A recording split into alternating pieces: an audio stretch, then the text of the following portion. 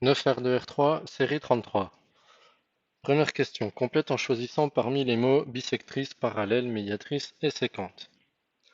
Les points d'une sont toujours à égale distance de deux sommets d'un triangle. Donc là, la réponse, ça va être médiatrice, puisque c'est la droite qui représente l'ensemble des points équidistants de deux autres points. Dans un triangle, une passe par un des sommets et coupe l'angle de ce sommet en deux parties égales. Et ça correspond à la définition de la bisectrice. Question 2. Écrit en un seul calcul sans effectuer le produit de 10 et de la somme de 6 et 2. Donc c'est un produit. On peut déjà mettre le signe multiplication. Le produit de quoi et de quoi, ou plutôt de quoi par quoi. Donc 10 est la somme de l'autre côté de 6 et 2 qu'on met entre parenthèses à cause des priorités de calcul.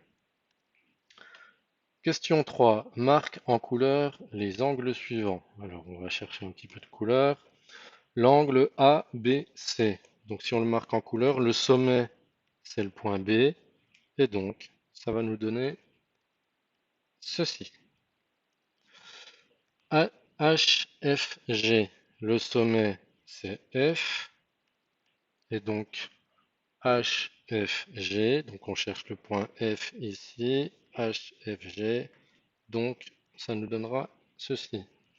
Et pour finir, DCE, le sommet c'est le point C, et donc DCE, et bien là il nous manque un trait qui n'est pas tracé, un segment, donc on va le rajouter, voilà, CE, et donc l'angle DCE est ici.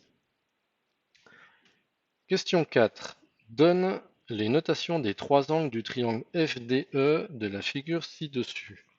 Alors, FDE, on va le mettre en évidence, il est là. C'est ce triangle-là. Donc, eh ben, on va avoir le sommet F, le sommet D, le sommet E, et à l'intérieur du triangle, eh bien, on va pouvoir compléter. Donc, on va avoir D, F, E. Ensuite, si le sommet est D, on va avoir E, D, F. Et si le sommet est E, on aura D, E, F. Sachant qu'à chaque fois pour les angles, ils ne sont pas orientés, on peut inverser l'ordre des lettres, toujours en gardant le sommet au centre.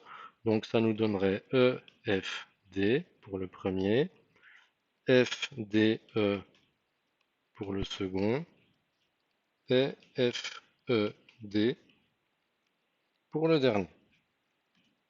Et pour finir, question 5, que vaut l'angle mesuré? Alors pour ne pas se tromper de graduation, alors on voit que le rapporteur est bien aligné ici sur un des deux côtés de l'angle, donc au niveau du 0 ou du 180. Justement, comme le 0 correspond à la graduation bleue, celle qui est à l'intérieur, l'angle, on va le lire aussi sur cette graduation-là.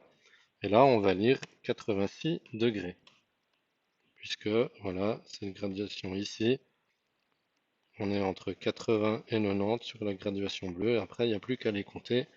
1, 2, 3, 4, 5, 6, 86.